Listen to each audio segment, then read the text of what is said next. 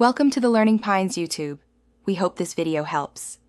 You start by signing into Amazon now. Do that on the device you'll use. Once logged in, go straight to Account and open Orders so you can see each purchase and its status.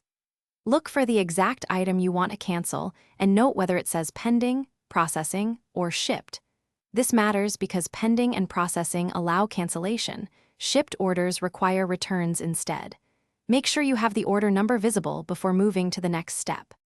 Now tap View Order to reveal action buttons. You'll see Cancel Items or Cancel Order when cancellation is available. Select the specific items you want to stop by ticking boxes, and pick a reason if Amazon asks because that speeds processing. Then press Submit or Cancel Checked Items. You should get an on-screen confirmation and an email.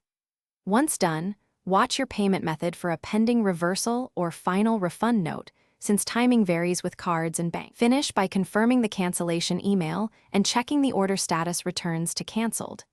If Amazon already shipped the item, you'll need to use Return or Replace Items and follow the return label steps. That's why checking status earlier is key. For refunds, monitor your bank or card.